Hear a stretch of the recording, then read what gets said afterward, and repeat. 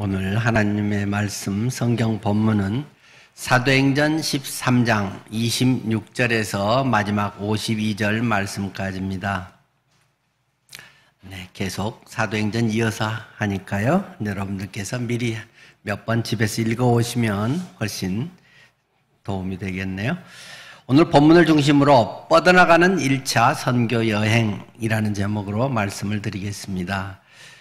사도행전 13장 26절 말씀부터입니다. 형제들아, 아브라함의 후손과 너희 중 하나님을 경외하는 사람들아, 이 구원의 말씀을 우리에게 보내셨거늘 예루살렘에 사는 자들과 그의 관리들이 예수와 및 안식일마다 외우는 바 선지자들의 말을 알지 못하므로 예수를 정죄하여 선지자들의 말을 응하게 하였도다. 죽일 죄를 하나도 찾지 못하였으나 빌라도에게 죽여달라 하였으니 성경에 그를 가리켜 기록한 말씀을 다 응하게 한 것이라. 후에 나무에서 내려다가 무덤에 두었으나 하나님이 죽은 자 가운데서 그를 살리신지라.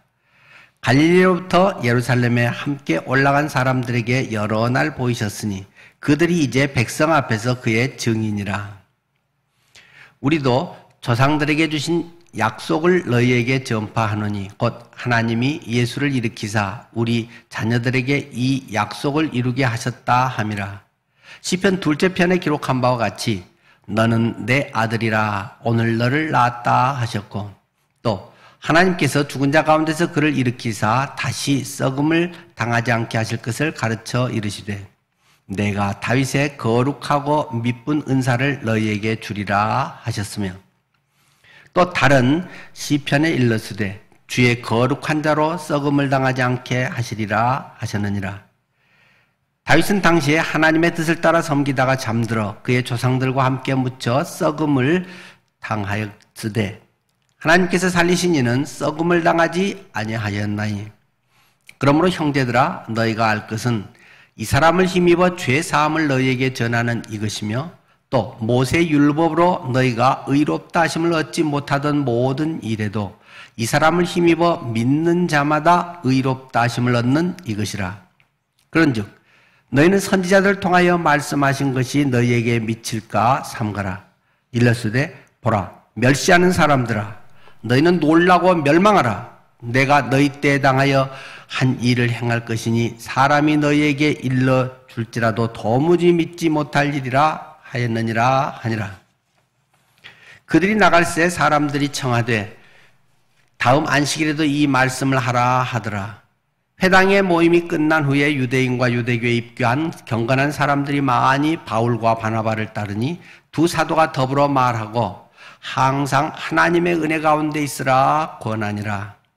그 다음 안식일에는 온 시민이 거의 다 하나님의 말씀을 듣고자 하여 모이니 유대인들이 그 무리를 보고 시기가 가득하여 바울이 말한 것을 반박하고 비방하거늘 바울과 바나바가 담대히 말하여 이르되 하나님의 말씀을 먼저 너희에게 전할 것이로되 너희가 그것을 버리고 영생을 얻기에 합당하지 않은 자로 자처하기로 우리가 이방인에게로 향하노라. 주께서 이같이 우리에게 명하시되 내가 너를 이방의 빛으로 삼아 너로 땅 끝까지 구원하게 하리라 하셨느니라 하니, 이방인들이 듣고 기뻐하며 하나님의 말씀을 찬송하며 영생을 주시기로 작정된 자는 다 믿더라. 주의 말씀이 그 지방에 두루 퍼지니라.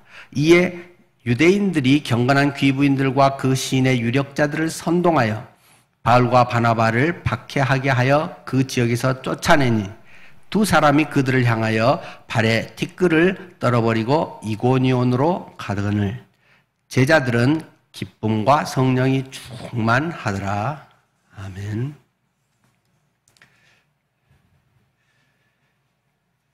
주차 문제로 각 집마다 많은 고민일 것입니다. 근데 어쩌다가 좋은 주차 자리를 차지할 때, 차를 뺄 때 여러분은 어떤 생각을 하시나요? 너무 아깝다. 독방같이 잘 돼 있고, 또 보라든가 햇빛도 안 비치고 좋은 주차장이 있으면 차 뺄 때 저는 좀 아까운 생각이 들더라고요. 그러나 주차장의 목적은 무엇입니까? 아니, 차를 산 목적은 무엇입니까?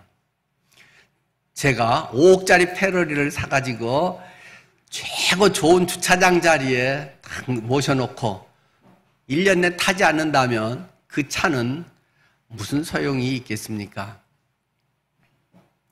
마찬가지로 아주 고급 배를 준비해서 안전하게 정박을 항구에다가 해놓기만 한다면 풍랑에 또는 위험을 당하지는 않겠지만 그 배의 목적은 무슨 의미가 있겠습니까? 저는 지난주에 설교 제목으로 항해의 돛을 올리다 라는 제목의 말씀을 드렸습니다. 드디어 그러나 성령이 너희에게 임하시면 너희가 권능을 받고 예루살렘과 온 유대와 사마리아와 땅 끝까지 이르러 내 증인이 되리라 하시니라 하는 말씀이 드디어 예루살렘, 온 유대, 사마리아까지 전해졌고 드디어 이제 본격적으로 땅 끝까지, 당시는 이제 스페인을 땅 끝이라고 보통 생각을 했죠. 땅 끝까지 복음을 전하려고 하는 그 프로젝트, 본격적인 프로젝트가 바울 사도를 중심으로 한 1차, 2차, 3차 이런 전도 여행입니다. 그 돛을 올리고 오 하면서 복음의 그 배가 지나가는 그러한 광경. 아마 누가 그는 사도행전을 쓰면서 이 대목이 얼마나 감격했을지요. 사도 바울은 두려움과 설렘 가운데서 그 출발을 하면서 또 얼마나 감격했을지요. 우리의 인생에 그런 것이 있다면 얼마나 슬플까요? 복될까요? 딴 사람은 가고 나는 안 갔으면 좋을까요? 아마 여러 다양한 생각이 교차될 것 같습니다.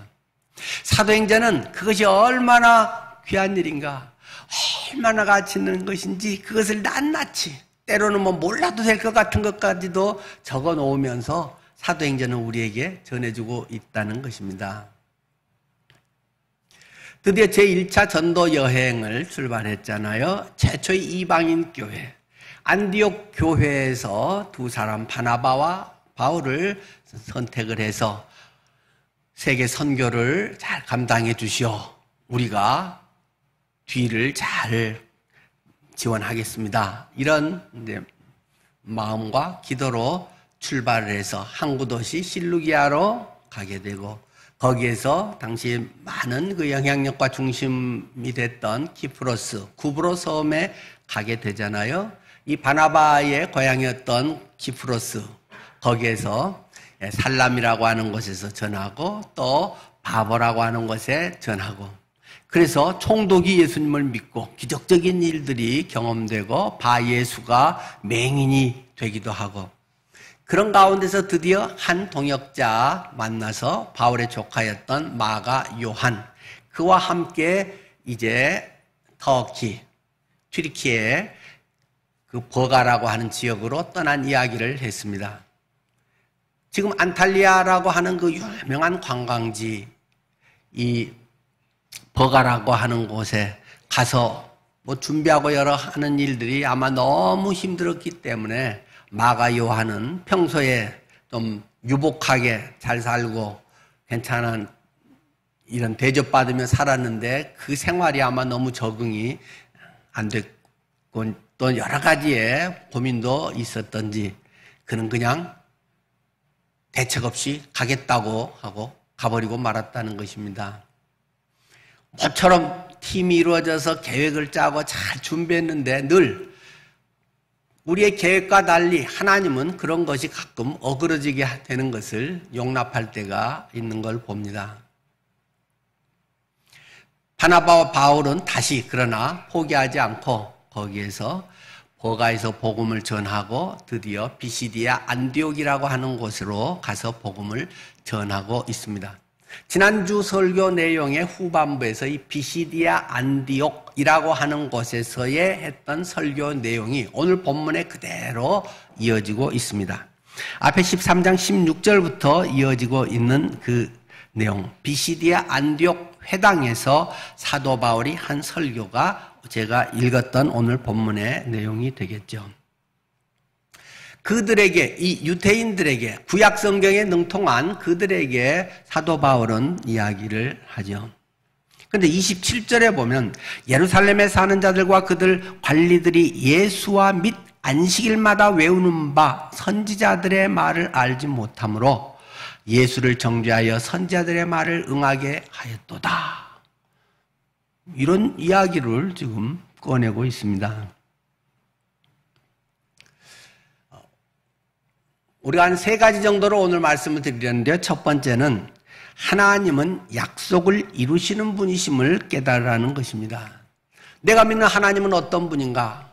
약속을 하시고 약속을 이루어 주신다. 성취하시는 하나님이다 하는 사실이 우리에게 확증되어야 합니다. 그런데 오늘 본문의 말씀 보면 이 말씀이 응하게 하였도다. 응하게 한 것이라. 이 단어가 27절과 29절에 반복해서 등장하고 있습니다. 하나님께서 이미 그 전에 선지자들을 통해서 예언했다는 것입니다.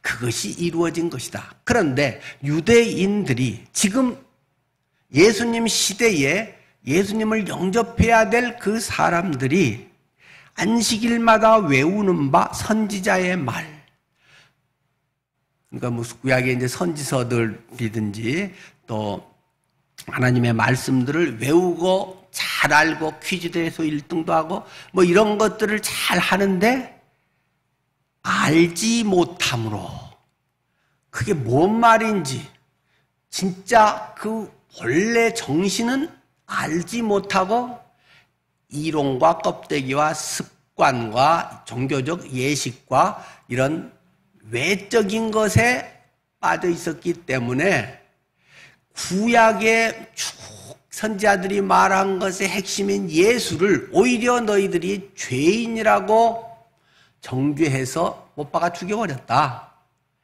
잘 알면서도 아는 듯하지만 실제는 몰랐다라는 이야기를 지금 27절에 하고 있는 것입니다. 그것이 너희들이 그렇게 한 것까지도 이미 성경에는 예언되어 있었던 것이고 그것이 응해졌다, 응답, 성취됐다라는 것입니다.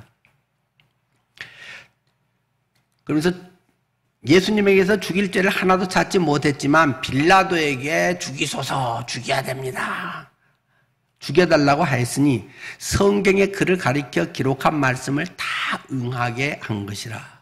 성경에 예언됐던 많은 것들이 다 그것이 어쩌다 보니까 성질나서 또는 자기 뭐 이익 챙기느라고 여러 가지들도 다 복합적으로 뭐 기득권 때문에 있겠지만은 그것이 다 이미 구약 성경에 예언됐던 것이 그대로 성취되는 과정이었다라고 바울은 그들에게 지금 설명을 하고 있습니다. 하나님의 약속, 그것은 참고되고 그저 좋은 말씀 정도가 아니라 그것은 하나의 오차 없이 그대로 역사 속에 면면이 이어오고 성취된다는 사실입니다. 그걸 누가 모르나요? 그렇게 안 믿는 사람도 있나요? 교회 다니는 사람 중에? 그러나 실제는 대부분 안 믿는다는 것입니다. 알고는 있는데 그렇게 안 믿는다는 거지요. 그걸 믿으면 그렇게 살까? 하는 질문 앞에 우리는 주춤하게 됩니다. 자, 예수님의 십자가와 부활은 말씀을 성취한 것이다 라는 것을 바울은 지금 계속 이야기를 하고 있죠. 이 회당이고 유대인들이 구약을 잘 알고 있기 때문에 구약 성경을 계속 인용해 가면서 바울은 이야기하고 있습니다. 33절 말씀은 시편 2편 7절 말씀을 인용한 것이고 또 34편은 이사야 55장 3절, 35절 말씀은 시편 16편 10절 말씀을 인용한 것이고 그 뒤로도 구약을 인용해 가면서 바울은 지금 쭉 설교를 하고 있습니다. 하나님의 약속하신 것은 그대로 성취된다. 우리가 살아가면서 이것을 확신한다면 인생이 훨씬 가벼워질 줄 압니다. 우리의 많은 고민, 근심거리가 많이 사라질 줄 압니다. 사람이기 때문에 때로는 염려와 두려움도 있지만 한 80% 이상은 날아갈 것입니다. 심리학자들도 그런 얘기 몸들 하잖아요. 사람들의 고민, 걱정, 불안, 염려는 몇 프로는 쓸데없는 거라 학자들마다 좀 다르기도 한데 대충 한 80%는 일어나지도 않을 일이다. 또는 90%, 95%까지 안 일어날 일이다. 이런 심리학자들의 이야기 많이 있지 않습니까? 우리의 경험으로도 보면 적어도 한 80% 정도는 사실은 안 일어나는 건데 거의 미리 조바심과 걱정과 우리의 마음을 서로 들볶고 안 생각해도 되는 것까지도 끌어다가 생각하고 고민하고 잠 못 자고 스트레스 받고 몸에 병 나고 그런 것이 허다한 것이 우리의 일반적인 삶이라고 하겠습니다. 그런데 하나님의 말씀은 그대로 성취된다. 그렇기 때문에 우리가 하나님의 말씀을 눈여겨보고 하나님의 말씀을 가볍게 여기면 안 된다는 것도 늘 우리가 깨달아야 할 것입니다. 하나님을 경외하라. 하나님을 사랑하고 좋고 은혜 가운데 있는 것도 좋지만 정말 사랑하면 경외하게 되는 것이다. 하나님은 만홀히 여김을 받지 않으신다. 하나님은 함부로 대하는 거, 하나님을 그냥 내리깔듯이 알지요 이런 식으로 그저 하면서 나는 약하니까요 계속 이렇게 써먹는 것은 하나님과 장난치는 것이다. 하나님을 우습게 여기는 것이다. 정말 사랑하고 그분에 대한 감사가 있으면 우리의 마음속에 진짜 존경하는 마음이 생겨나게 되고 그럼 함부로 행할 수 없게 된다. 두려워서가 아니라 너무 사랑하기 때문에 존경하는 사람들을 함부로 우습게 대하지 않은 것은 당연하잖아요. 두 번째로 우리가 또 여기서 보는 것은 예수님은 그 누구보다 위대하신 분이라는 사실을 바울은 또 깨달으라고 설교하고 있습니다.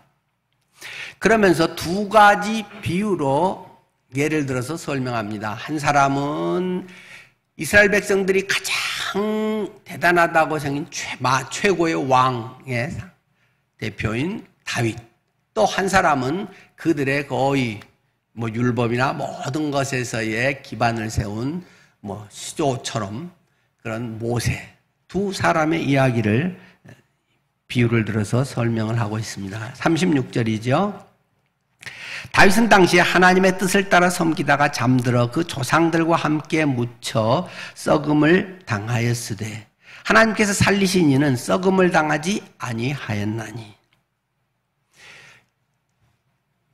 그리스도관, 나는 예수님을 어떻게 생각하는가? 내가 믿는 예수님은 어떤 분인가?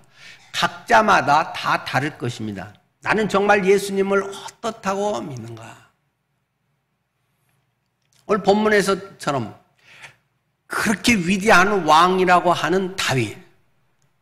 다윗왕 죽어서 시체 썩었어. 그런데 하나님께서 살리시니 예수는 시체 안 썩었어. 그리고 부활해서 살았어. 아주 단순한 이 두 가지를 대조해서 36절, 37절에 이야기했습니다. 위대한 것은 세상에서의 성공과 업적과 많은 부러움의 대상일 수는 있어도 죽으면 똑같아. 죽으면 끝이야. 죽으면 한계 사람이라는 것을 나타내는 것밖에, 유한한 피조물이라는 것을 나타내는 것밖에 안 된다. 그러나 예수 그분은 부활하셨다. 모든 것의 한계 벽이 죽음이라고 하는 것인데 죽음을 뛰어넘은 그 영역의 세계는 신의 세계 아닙니까? 예수는 신이다. 예수는 하나님이다 하는 것을 이야기합니다. 두 번째로 모세 이야기를 또 하고 있습니다. 우리가 최고의 권위자로 내세우는 모세. 그는 율법을 우리에게 받아서 전해준 자였는데 39절 또 모세 율법으로 너희가 의롭다 하심을 얻지 못하던 모든 일에도 이 사람 예수님을 힘입어서 믿는 자마다 의롭다 하심을 얻는 이것이라. 모세가 가져다 준 최고의 권위, 그 율법인데 율법으로는 구원을 얻지 못한다. 율법을 통해서는 죄 사함을 전혀 얻을 수 없다. 율법은 엑스레이, MRI, CT와 같은 검진기계여서 율법으로는 죄를 깨닫게 되는 것이지 율법은 치료약이 아니다. 율법은 백신이 아니다. 율법을 통해서 누구도 구원을 얻을 수 없지만 예수 그리스도 그분을 통해서 믿는 자마다 의롭다 하심을 얻었느니라. 예수 그리스도 십자가 부활 이것만이 치료제고 회복하게 하는 것이다. 율법은 그러나 너무 중요한 것이다. 큰 병원, 좋은 병원일수록 고급 검진기계가 있듯이 큰 엑스레이를 찍어도 동네 병원보다 훨씬 화소가 좋은 그런 엑스레이, MRI, CT도 더 최신 고급으로 작은 것까지도 찾아내고 작은 어떤 손상된 부분도 밝혀낼 수 있는 그런 첨단, 그러한 기기를 가진 것이 그럴수록 좋은 병원, 큰 병원이라고 하지 않습니까? 율법은 우리의 그런 죄를 들춰내서 남들이 보면 고상한데, 점잖한데, 대단한데, 성공했는데, 멋있는데, 인기 있는데 어쩌고 저쩌고 사람들의 박수를 치지만 그건 좋지. 뭐 그거 자체가 나쁘다고 할 수 있나? 하지만 네 몸이 속에 지금 암덩어리가 이렇게 크게 자랐는데 그냥 나이 들고 피곤하고 그래서 좀 힘든 게 아니라 간암이 지금 3기, 4기가 됐는데 하는 것을 찾아낸다는 것입니다. 아니면 멀쩡한데 조그만 거 1mm짜리 뭐가 있습니다 하는 걸 찾아내서 미리 커지지 않게 그것을 조직검사를 해서 발견을 해서 또는 내시경으로 뭐 떼내기도 하고 그렇게 할 수 있게 한다는 것입니다. 예수 그리스도의 십자가, 그 부활이 여러분에게는 어떠한 은혜와 감격이 되십니까?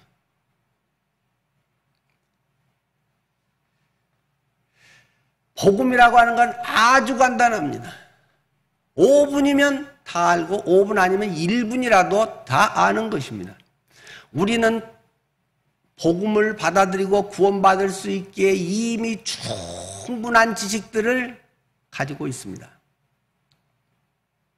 그런데 그 복음이 여러분 속에 막 움직입니까? 복음이 일을 하고 있습니까? 복음이 복음의 역할을 하고 있습니까? 그게 중요하단 말입니다. 예수 그리스도, 예수님을 믿는 그것을 힘입어서 의롭다 하심을 얻는 것이다. 그래서 의롭다 하심을 얻었습니까? 성경은 쉬운 책이다. 성경의 핵심은 아주 간단하다.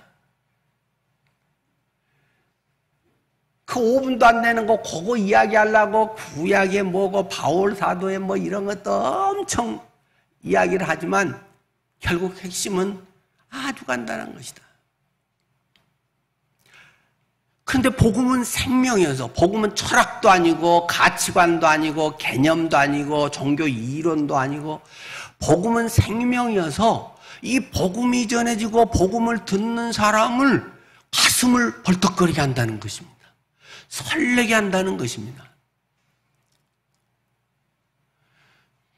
그냥 밋밋한 어떤 사랑에 대한 개념이 아니라 어떤 한 사람을 봤을 때 내 마음이 쿵쾅거리고 어느 순간에 반해버리고 내 인생이 달라져 버리는 그러한 사건이 복음 속에 있다는 것입니다. 복음은 그래서 사랑이다. 사랑의 완성이다. 이렇게 이야기하고 있지 않습니까? 그런데 자칫하면 이 복음이 아주 재미없고 딱딱하고 지겹고 그게 그 소리 같고 맨날 똑같은 말만 하는 것처럼 느껴집니다. 성경의 핵심이 그렇게 간단한데 저희가 설교를 하는데 평생에 맨날 그 소리지. 뭐 이렇게 양념을 치든 저렇게 하든 뭐 재밌게 하든 그것에 뭐 깊이 있게 파든 말든 간에 가장 중요한 건 그리스도의 십자가, 예수님의 보혈, 그리고 예수님의 부활하셔서 지금 내 안에 계셔서 나를 살리고 나와 함께 하셔서 내 삶을 인도한다는, 결국 그거 아니겠습니까? 문제는 여러분이 그것을 날마다 경험하며 사느냐는 것입니다. 복음은 100번 들어도 우리를 설레게 하는 것이다. 복음은 우리에게 감동이 밀려오게 하는 것이다. 제가 이 설교 준비를 하면서 다른 분들의 책도 쭉 읽어보면서 복음에 대한 이야기를 하는데 가슴이 막 뜨거워집니다.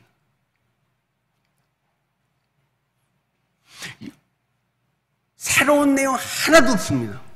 제가 너무 뻔히 다 아는 얘기고 맨날 하는 소리입니다. 그런데 그 책에다가 줄을 막 쫙쫙쫙 그렇지 이 말 중요해 이거 해서 줄 쳤는데 다시 읽어봐도 뭐 제가 지인즉 다 알고 이미 설교 많이 한 내용들입니다. 그러나 제가 복음을 그 책을 통해서도 다시금 보면서 제 마음이 막 감동이 됩니다.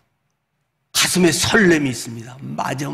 예수님이 나를 그렇게 구원하셨는데 예수님의 십자가 복음이 이렇게 기쁨인데 이것 속에 모든 게 다 들었는데 이것이 나의 인생을 완전 뒤집어 놓은 것이었는데 뻔한 소리가 어제도 제 마음을 설레게 하고 감격과 눈물이 나게 합니다. 사랑은 그런 것입니다. 복음은 이론이 아닙니다. 복음은 이론으로 정립이 돼서 뭔가 어떻게 전해주긴 해야 되니까 그런 형식을 갖고 있을 뿐이지. 복음은 생명입니다. 아들이 있는 자에게는 생명이 있고 하나님의 아들이 없는 자에게는 생명이 없느니라. 예수님의 십자가, 여러분에게는 예수님의 십자가가 어떻게 지금 현재 가슴 속에 남아 있습니까? 우리는 지금 코로나라는 시대를 겪으면서 뭐 코로나를 겪든 뭐 하든 성경 지식이 뭐 떨어지거나 그런 건 거의 없습니다.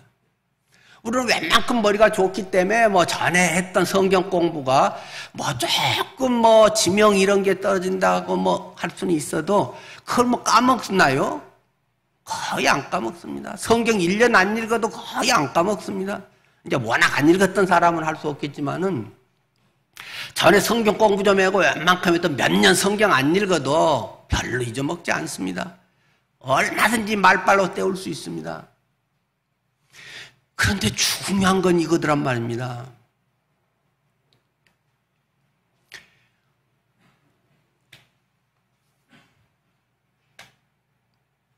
개구리 이야기 우리 너무 잘 아시잖아요. 개구리가 뜨거운 물에 팍 집어넣으면 놀라고 팍 튀어서 막 도망가겠죠. 그런데 큰 들통에다가 물 넣고 미지근한 물부터 시작해서 서서히 온도를 높이면 처음에는 헤엄치고 괜찮네 하다가 서서히 삶아져 죽어간단 말입니다.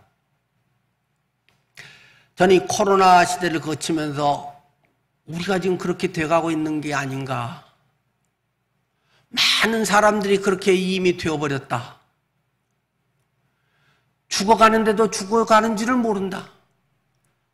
따뜻하네, 편하네, 이게 좋네, 이러면 안 되는데, 이건 아니지 하면서도 마음은 원유로 돼 육신이 약하다고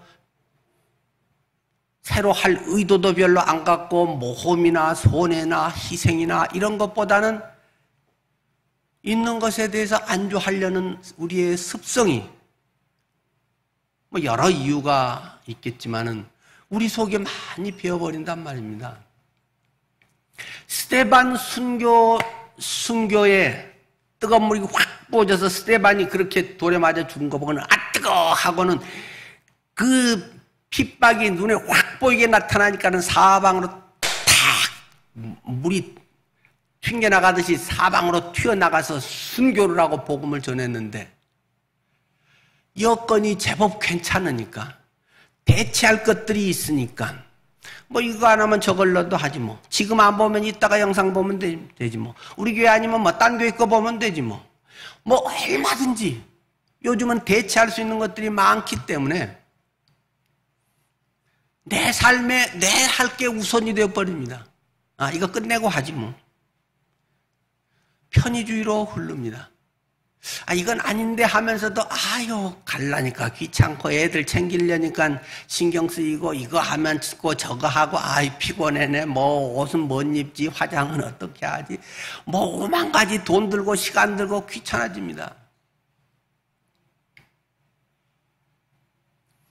예수의 십자가 그 예수님의 보혈이 2000년을 지나서 여러분의 심장이 오늘도 뜨거운 피로 뚝뚝뚝뚝 떨어지고 있습니까? 주님의 보혈의 능력이 저를 살립니다. 주님이 아니면 저는 살 수가 없습니다. 예수의 구원의 은혜가 나를 회복하시고 하나님의 자녀가 되고 영생을 주었습니다. 예수의 첫사랑 신앙의 초보 때 감격이 사라져버리고 어느 순간에 자칫하면 박물관의 유리상자 액자 속에 있는 십자가 딱딱 말라버린 그 핏자국 그것이 나의 심정에 남아버리기 쉽다는 것입니다. 십자가를 생각하면 눈물이 나나요? 그 희생과 감격에 나도 그렇게 살고 싶다. 내 인생을 나도 내던지고 싶다. 정말 요즘같이 무엇에 목숨 걸어야 할지 알 수 없는 이 시대 속에 하나님을 위해서 이 참 가치 있는 것, 이 사람을 살리고 영혼이 회복되고 나의 영원한 생명에 하나님의 또한 상급이 있고 우리 가정이 살리고 오랫동안 기도해오고 우리 가정과 구원받게 해주세요, 구원받게 해주세요 올리지만 정작 나는 금식 기도도 별로 하지 못하는 기도에 구색만 갖추고 구원받아야 되는데 라고만 하면서 눈물의 편지도 쓰지 않는 그분을 위해서 100만 원도 주지 않는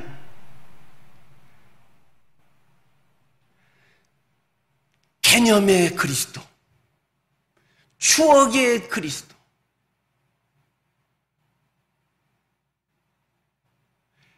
내 속에 예수의 생명은 언젠가부터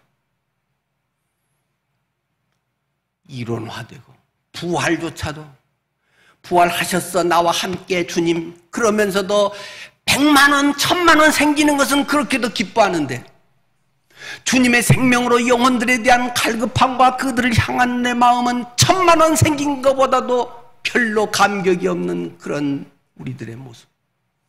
혹시 그것이 여러분의 모습이 되어버리진 않았을까요?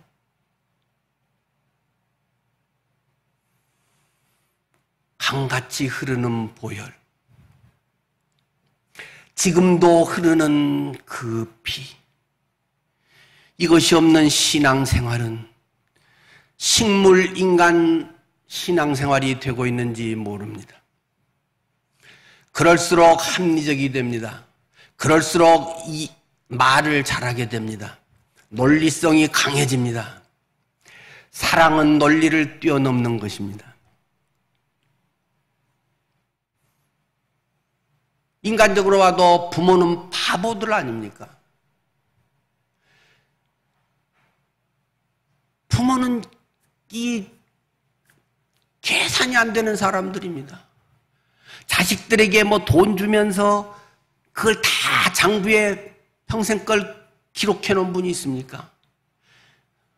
네 분유 딴 사람 거보다 좀 더 좋은 프리미엄으로 먹였으니까 조금 더 계산 많이 하고 요새 올해 물가 상승률이 얼마니까 그렇게 하고 그거 다 계산해서 천국에서 받으려는 부모가 어디 있겠습니까? 부모는 대책 없는 사람들입니다.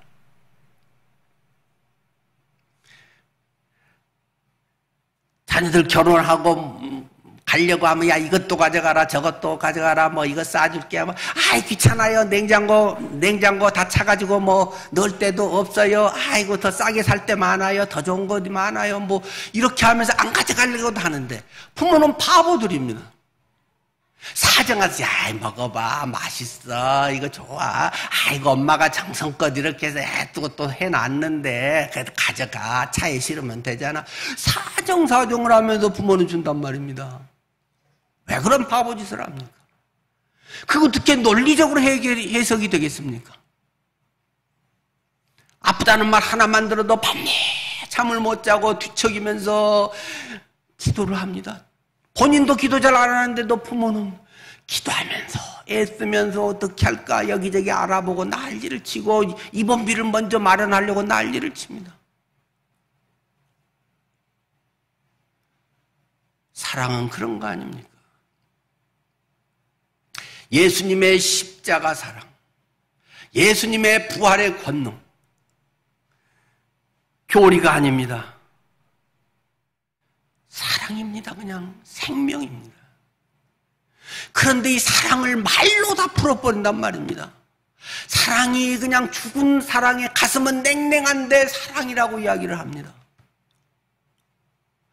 주님은 옛날 한번 구원해주고 지켜보는 것이 아니라 오늘도 날마다 내 삶의 한순간도 놓치지 않고 나를 눈여겨보시면서 나를 위해서 그분은 모든 것을 이루어가고 있습니다. 신앙의 초보 때는 철이 없으니까 뭘 몰라서 그런다고 하지만 신앙의 연륜이 지나는데도 더 딱딱해져 버리고 더 메말라 버린다면 얼마나 안타까운 일이 될까요? 정말 예수가 누구인가? 예수는 그 누구보다 위대하신 분인 것으로 확신하는가? 어려운 문제가 여러분 삶에 생겼을 때 여러분이 전화하고 싶은 사람은 누구입니까? 하나님께 기도의 전화를 먼저 합니까? 힘들 만한, 돈 될 만한, 뭔가가 당장 보일 만한 누구 다른 사람의 어떤 통장에 이런 것이 먼저 생각이 날까요? 예수는 누구인가? 내가 진짜 어려울 때, 내가 진짜 필요할 때 꼭 붙들어야 될 그분. 그분은 인간이 아니라 하나님이다. 인간 누구도 할 수 없는 그것을 그분은 하신다. 그리스도인은 할 수 있는 대로 어쩌면 사람의 도움을 받을 수 있는데도 안 받으려고 좀 해봐야 될 필요가 있습니다. 주님이 내 형편 아시지? 그래. 나는 오히려 인간적 도움이 있는데도 끊어버릴래. 하나님이 어떻게 하시는가를 지켜볼래. 좀 이런 믿음의 배짱, 이런 게 우리에게 좀 요구되지 않을까요? 그렇게 선교한 분이 있습니다. 중국 내지 선교회를 만든 허드슨 테일러. 그는 자기 어려움이나 그런 문제가 있을 때 할 수 있는 대로 의도적으로 사람에게 말을 하지 않는 것이 그 내지 선교의 원칙입니다. 선교비가 필요해요. No! 하나님이 아시면 하나님이 채우지. 다른 고난과 다른 어떤 문제에서도 하나님 아시죠? 일부러 사람의 도움을 안 받고 말 안 하려고 애쓰는 위대한 선교사 허드슨 테일러. 선교에 대해서 조금만 아는 분은 허드슨 테일러의 이름을 기억하지 않을 수 없습니다. 물론 그게 최선인가? 그렇지는 않습니다. 말을 꼭 해야 되느냐 안 해야 되느냐 문제가 아닙니다. 역시 상반되는 한 인물로는 D.L. 무디 같은 분이 있습니다. 무디, 미국의 복음전도의 부흥을 엄청 일으켰던 D.L. 무디. 그는 나팔을 아주 잘 부는 사람입니다. 우리가 이것을 복음을 전하는데 여기에 5억 원이 필요합니다. 기도하면서 이 복된 일에 동참해 주십시오, 여러분. 가는 데마다 나팔을 불면서 동역자들을 모집했습니다. 위대한 복음의 역사를 일으켰습니다. 꼭 말을 해야 하느냐 안 해야 하느냐의 문제가 아니라 D.L. 무디는 사람에게 구걸하듯이 헌금해 주세요, 뭐 이렇게 해서 주님 일 할게요, 비유 맞춰서 하지 않았다는 것입니다. 나는 여러분에게 이 일에 동참할 기회를 주는 것입니다. 여러분이 하나님의 일을 할 수 있는 데에 주님이 여러분의 마음을 감동한다면 기꺼이 여러분의 모든 것을 바쳐서 하십시오. 그렇게 해서 참으로 위대하게 드와이트 L. 무디를 하나님은 쓰셨습니다. 허드슨 테일러도 그렇게 위대하게 그 많은 것이 어떻게 공급됐는지 모르게 통장에 그냥 입금이 돼 있고 어쩌다가 만났는데 그곳에서 그냥 누가 당신을 위해 기도하고 있었습니다, 전달할 것을 기다리고 있었는데 마침 만났네요. 한마디도 도와주세요 뭐 이렇게 안 했어도 채워진 그러한 일들을 봅니다. 예수 그리스도, 그분은 누구십니까? 예수 그리스도가 우리의 모든 것을 아십니다. 이건 모르는 사람이 어디 있습니까? 그럼 그렇게 사십니까? 억울한 일이 있습니까? 자존심 상하는 일이 있습니까? 남이 몰라줘서 억울하고 왜 사랑이 없어라고 혹시 원망스러운 마음이 있습니까? 예수를 믿으십시오. 철저하게 예수 그리스도를 의지하십시오. 철저하게 그리스도를 의지하고 하나님께서 사람을 통해서 일하신 것은 기쁘게 받으십시오. 그러나 사람을 기대고 뭘 해서 머리 써가지고 하는 이러한 유치한 일은 그리스도인은 버려야 됩니다. 굶으면 굶으리라, 없으면 안 하리라, 죽으면 죽으리라. 예수 믿는 사람은 그 정도 각오가 있어야 되는 거 아닐까요?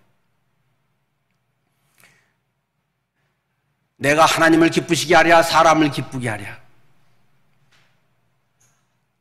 내가 사람을 기쁘게 한다면 나는 하나님의 사람이 아니다. 바울의 고백이 여러분의 동일한 고백 아닙니까? 없으면 안 하면 됩니다. 어쨌든 저는 굶을 정도는 아니니까 없으면 금식이다 생각할 수도 있겠죠. 저는 그런 적은 몇 번 있습니다. 물론 돈 없어서 버스 못 타고 걸어간 적도 있고 그런 적은 잠깐 있었습니다만은 몇 년씩 있지는 않았습니다. 하나님이 뭘 말씀하시는가, 이걸 통해서 뭘 가르치려고 하는가 하는 것에 늘 초점을 두는 사람은 그 어떤 어려운 환경 자체가 불행하지 않습니다. 낙심되지 않습니다. 기대가 됩니다. 하나님이 뭘 일으키시려고 이렇게 클라이막스로 끌고 가는 거지?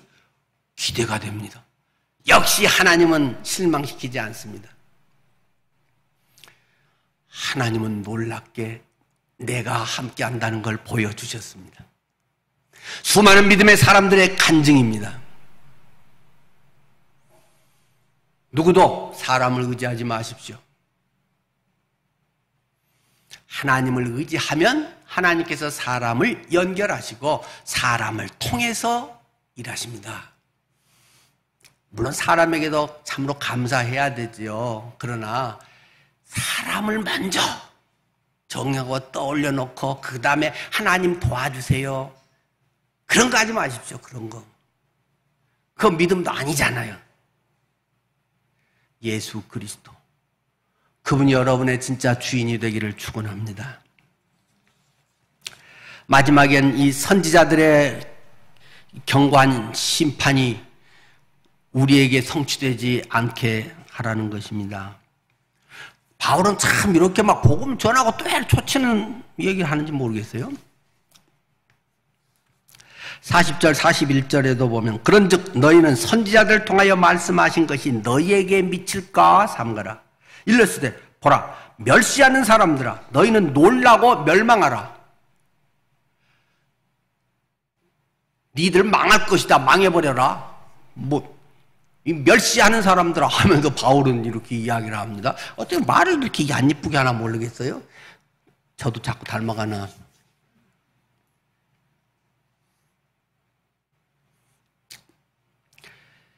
하나님의 말씀이 선포되면 상반된 반응이 대체로 나타납니다.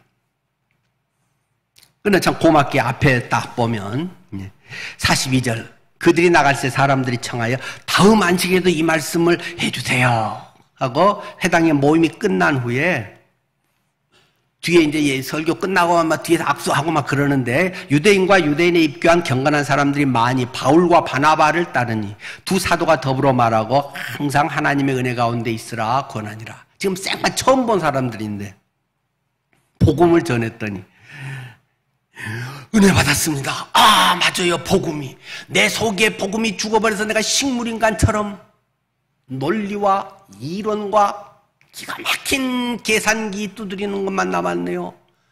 저희 메말라진 심령을 마른 뼈를 불쌍히 여겨주십시오. 그런 사람들이 생기를 얻어가면서 고맙습니다. 맞아요. 내가 왜 이 가장 기본이고 중요한 걸 놓치고 내가 이게 뺑뺑이 도는 신앙생활을 했죠. 막 그렇게 하면서 두 사도와 더불어 막 이야기 교제를 하고 그러니까 항상 하나님의 은혜 가운데 사십시오. 주님의 은혜 이것을 바울이 이야기했다는 거잖아요. 그랬더니 그들의 좀 더 건너가서 보면 48절에 이방인들이 그러니까 다음 주에도 와서 해주세요 그랬더니 다음 주에는 막 회당이 미어 터지게 사람들이 와버렸다는 것입니다. 44절에 그 다음 안식일에는 온 시민이 거의 다 비시디 안디옥에 있는 사람들 막 거의 다 왔다고 할 만큼 막 창문 다 떼고 뭐 이렇게 하고 막 저 유리창 밖에서 막 머리 들이밀고 막 이렇게 해갖고 이제 지금 막 들었겠죠. 하나님의 말씀을 듣고자 하여 모이니 48절에 이방인들이 듣고 기뻐하여 하나님의 말씀을 찬송하며 영생을 주시기로 작정된 자는 다 믿더라. 이런 엄청난 기쁨 축제가 일어나 버렸다는 것입니다.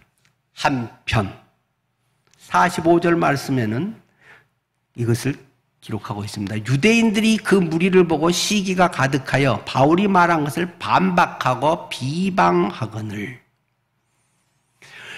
꼭 복음을 듣고 기뻐하며 감사하는 사람이 있으면 뒤에 쫓치는 사람들은 꼭 있다. 사탄은 이 복음이 전해진 데는 꼭 있다. 아주 고상하게, 아주 논리적으로. 왜? 시기심이 나버렸다. 나는 껍데기는 그럴듯한데 속은 죽어있는데 예수의 생명이 없는데 나는 교회에 오래돼서 이렇게 직분이 이렇게 되는데 새신자가 처음 듣고 막 좋다고 뛰고 감사하고 이게 복음이네. 나도 처음에는 그랬어. 깍죽대지 마. 에이 뭐 저것이 원어로는 어쩐데 뭐 이래가면서 초치는 사람들이 꼭 있다는 것입니다. 이런 시기심, 영적 비교의식. 그 사람들은 기본적으로 사회적으로 뭔가 됐어도 열등감이 뭔가가 있어서 영적 열등감은 훨씬 강한 것입니다. 그리고 어떤 기득권에 또 집착하고 있기 때문에 회당에서 내가 이거 좀 높고 내가 뭐 주관하고 해야 되는데 뭐 저거 생판 처음 온 게 설교하는데 사람들이 다 그쪽으로 몰려가고 인기가 완전히 달라졌다는 것입니다. 그러니까 시기하고 뭐 논리적으로도 반박하고 비방하는 이런 일이 생겼다는 것이죠. 그래갖고 그 사람들은 어떻게 했어요? 이런 속성은 늘 혼자 가만히 있지 않습니다. 늘 그것을 반대하고 꼬인 사람들은 늘 그런 무리를 만드는 것입니다. 세력화하는 것이죠. 자기 혼자 하면 편하잖아요. 유치하잖아요. 그러니까 뭔가가 고상한 듯하고 더 이렇게 바람직한데 이런 것을 꼭 하는 게 가장 기본이란 말입니다. 자, 그 모습이 50절입니다. 이에 유대인들이 경건한 귀부인들과 그 신의 유력자들을 선동하여 바울과 바나바를 박해하게 하여 그 지역에서 쫓아내버렸다. 이 사람들이 하는 게 뭡니까? 세상적 방법이지요. 쪽수를 늘리는 것입니다. 그리고 뭔가 영향력 있는 사람들을, 높은 사람들, 돈 있는 사람들을 끌어들여 가지고 세상에는 그런 사람이 힘 있는 거니까 그 사람들을 끌어 모아들여 가지고 그들을 선동하여 바울과 바나바를 박해하고 야, 어디서 굴러먹던 것들이 여기 와갖고 하는 거야? 하고 쫓아내버렸다. 그래서 할 수 없이 나는 이제 내 탓 아니야 하고 신발에 티끌을 끌고 털고 나는 이제 상관없어. 그러고 이고니온으로 가서 또 전도를 했다. 이런 이야기를 합니다. 앞에 이방인들은 기뻐하며 또 51절에도 그 바울팀과 이 믿는 사람들 제자들은 기쁨과 성령이 충만하더라. 기쁘고 막 성령이 충만하고 그래서 찬양하고 이런 사람들이 있는 반면에 냉랭합니다. 맨날 그게 그거 저건 왜 저러냐 맨날 저러냐 예배를 해도 감격이 없고 예배가 은혜도 안 되고 그러면서 또 아이고 내가 왜 이럴까 좋게 해야지 하면서 맨날 반복이고 왜요? 영적 식물인간이 되어버렸어요. 내 속에 예수의 보혈의 공로가 사라져버렸어요. 주님의 의와 은혜보다는 내 의가 내 머리가 앞서버렸어요. 이걸 회복할 수 있는 방법은 무엇입니까? 아주 간단합니다. 전도하는 것입니다. 예수의 복음을 자꾸 이야기하는 것입니다. 그분이 나를 그렇게 건지셨어요. 예수의 생명이 나를 이렇게 변화됐어요. 복음을 전하면 기가 막히게 이게 회복이 돼버린다니까요. 우울증약 안 먹어도 된다니까요. 물론 이제 뇌라든가 이런 부분에 조금 생물학적으로 손상된 부분이 있다면 조금 그것에 영향도 있겠죠. 저 같은 사람이 좀 그렇잖아요. 근데 거의 대부분 아까도 얘기했지만 여러분 갑자기 생각지도 않았던 돈이 1,000만 원이 딱 그냥 생겼어요. 그냥 어떻게 추첨됐는데 갑자기 그게 났다든지 그냥 1억 원이 우리 집 전에 돈을 많이 받았네요. 1억 원씩을 다시 우리 입주자들에게 돌려주겠습니다. 해서 그냥 1억 원을 만약에 다시 그냥 이미 내서 없는 돈이라 생각했는데 막 생겼다. 그럼 조금 기쁠까요? 많이 기쁠까요? 1억 원만 생겨도 엄청 기쁘잖아요. 근데 복음이 1억 원만큼도 못하단 말입니다. 복음을 전하고 영혼들이 구원받고 영혼이 천하보다 귀하다 한 영혼 구원 이러는데 1,000만 원 생긴 것보다도 믿었어 축하해 이제 우리 형제 자매 끝이라는 말입니다.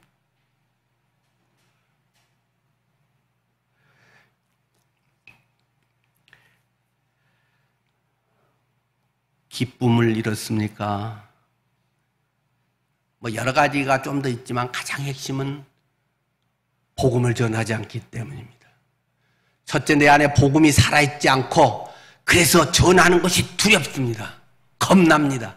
여러 얘기를 하고 요즘은 전해도 안 들어요. 그런 소리 하지만은 일단 겁나거든요. 누구 만나서 창피당할까? 안전하면 고상하고 점잖은데 복음을 전할 용기가 없습니까? 여러분이 무기력해졌다는 증거입니다. 복음을 전하고 싶으면 미치겠습니까? 여러분이 살아있다는 증거입니다. 하나만 딱 꼽으라면 복음을 전하는 것 속에 영적으로 살았냐 죽었냐 기쁨이냐 아니냐 있는 겁니다. 많은 성경 공부가 그것을 대치하는 거 아닙니다. 그것이 혹시라도 여러분 속에 없다면 식물인간 된 영적 식물인간인 저를 불쌍히 여겨주십시오. 아직은 마른 뼈는 아닌 것 같으니까 불쌍히 여겨주십시오. 삶에 재미도 별로 없네요. 솔직히 내가 뭐하고 살았는지 의미도 잘 모르겠네요. 말은 기뻐하고 좋아 죽겠네라고 하지만 그것을 경험한 지는 옛날에서 기억도 잘 나지 않습니다. 주여 저 같은 것을 불쌍히 여겨주십시오. 하나님은 그런 사람의 기도를 들으십니다. 그리고 내 속에 그런 기적이 경험됩니다. 여러분들의 삶이 그런 삶이 되기를 축원합니다. 기도하겠습니다.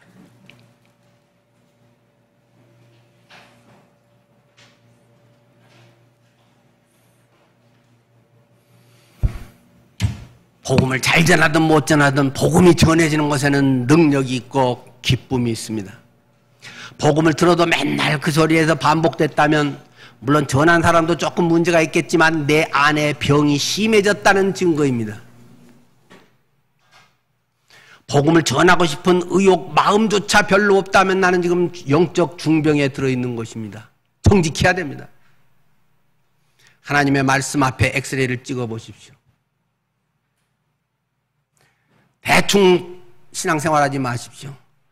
아주 나쁜 제안이긴 하지만 그런 사람은 조금 얼마 동안 안 믿어보는 것도 도움이 될지 모르겠습니다. 그래야 자기가 괜찮게 믿고 있다는 착각은 적어도 버릴 수 있는 거 아니겠습니까?